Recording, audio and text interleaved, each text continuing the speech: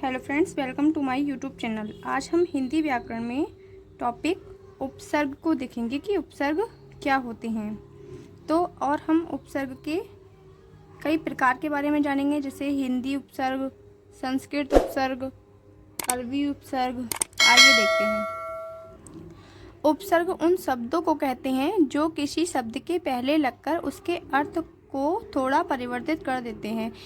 इसका अर्थ है कि उपसर्ग हम उन शब्दों को कहते हैं जो किसी शब्द के पहले लगते हैं। उदाहरण के लिए हम वल शब्द को ले सकते हैं, इसका अर्थ है शक्ति, किंतु यदि हम इसमें प्रा उपसर्ग को जोड़ दें तो शब्द बनेगा प्रा प्लस बल, यानी कि प्रबल अर्थात शक्तिशाली। ठीक है। यदि बल में निर उपसर्ग लगा दें तो शब्द निर्बल बनेगा, जिसका अर्थ है शक्तिहीन। तो देखा आपने, उपसर्ग कहाँ लगता है? हमेशा शब्द के पहले लगता है। इसी प्रकार हार शब्द में विभिन्न उपसर्ग लगकर बनने से शब्द और उनके अर्थ में इस प्रकार परिवर्तन होंगे। जैसे हार के आगे लगा दिया आ उपसर्ग तो ये हो गया आहार, जिसका अर्थ होता है भोजन। ऐसे ही हार के आगे हमने उपसर्ग उप लगा दिया तो ये हो गया उपहार, यानी कि भेंट। हार शब्द के आगे हमने नी उपसर्ग लगा दिया तो ये हो गया पाला। हार शब्द के आगे हमने परी शब्द लगा दिया तो ये हो गया परिहार, यानी कि त्याग। हार शब्द के आगे हमने प्रा लगा दिया तो ये हो गया प्रहार, यानी कि चोट। हार शब्द के आगे हमने वी लगा दिया तो ये हो गया विहार, यानी कि सैर। हार शब्द के आगे हमने शा लगा दिया तो ये हो गया संहार, यानी कि नाश। अब हम कुछ उपसर्ग के बारे में देखेंगे, हिंदी वाले उपसर्ग। पहले उपसर्ग, फिर उसके अर्थ और शब्द। अब ये देखिए, उपसर्ग हमेशा कहाँ लगते हैं? आगे। अर्थ में देखिए, अब आ उपसर्ग है, अर्थ है नहीं। अब देखिए, अतः शब्द अनजान, अगाध, अलग, आकाश, अलग, अनचेत। अब देखिए, इसमें आ शब्द का अर्थ होता है नहीं से। अब अन शब्द का भी अर्थ होता है नहीं, तो देखिए अन लग गया, इसमें अनपढ़ हो गया। अन लग गया, गढ़ अनगढ़ हो गया। अन देखा, अन सुना, अन वन, अन कहा, अनजान, अनमोल। आपने देखा इन शब्दों में अन शब्द जो है वो पहले लग रहा है। अध, अध का मतलब यहाँ होता है आधा से, यानी कि अध मरा, अध पका, अध खिला, अध जला, अध कचरा। ऐसे ही उपसर्ग है उन, उनका अर्थ होता है एक कम। ठीक है। तो 29, 39, 49, 59, 69, 79। ऐसे क या कु, जिसका अर्थ होता है बुरा। तो कपूत, कुराज, कुचाल, कुदैव, कुअवसर, कुपात्र।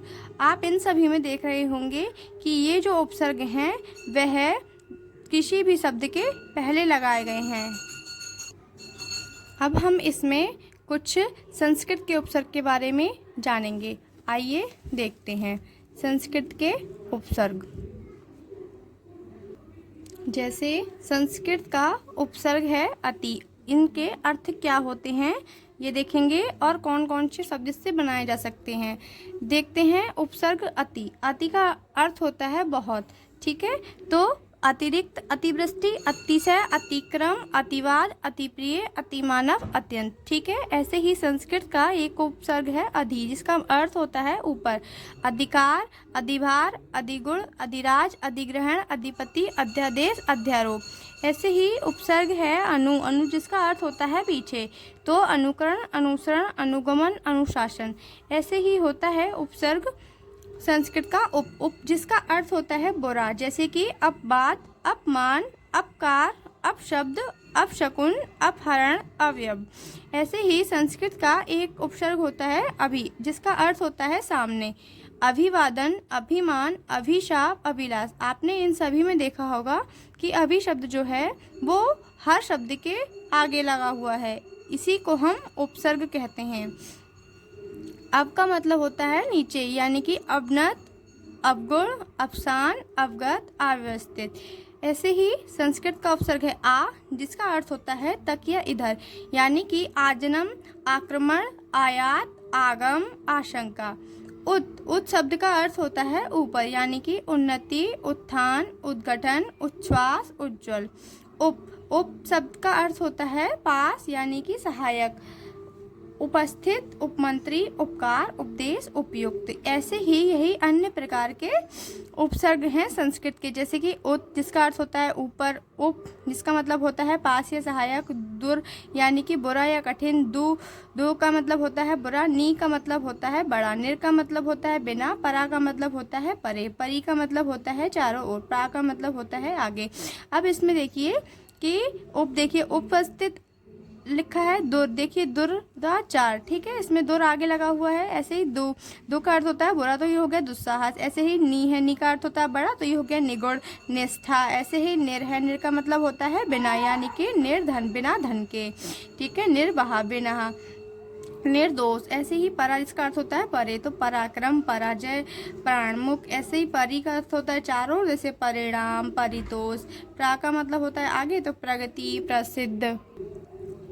ऐसे ही अब हम यहाँ अरबी के कुछ उपसर्ग के बारे में जानेंगे। अरबी में कौन कौन से उपसर्ग होते हैं, देखिए। उपसर्ग हैं कम, गैर, वद, विला, वे, ना, ला, हर। ये सब क्या है, ये अरबी के और फारसी के उपसर्ग हैं, जिसका अर्थ होता है कम का मतलब होता है कम। इसका शब्द क्या क्या बनेंगे, कमज़ोर, कम समझ, कम अकल। गैर एक अरबी और फारसी का उपसर्ग है, जिसका अर्थ होता है परे रहित, यानी कि गैर सरकारी, गैर ज़रूरी, गैर हाजिरी। ऐसे ही बद का मतलब होता है बुरा, बदशकल, बदनीयत, बदअमनी, बदनाम, बदतमीज। ऐसे ही होता है विला, जिसका अर्थ होता है बिना, यानी कि विला वजह, विलाशक, विलाशर्त। ऐसे ही अरबी शब्द का एक उपसर्ग है वे, जिसका मतलब होता है बिना, यानी कि वेशक, वेघर, वेईमान, बेसुरा।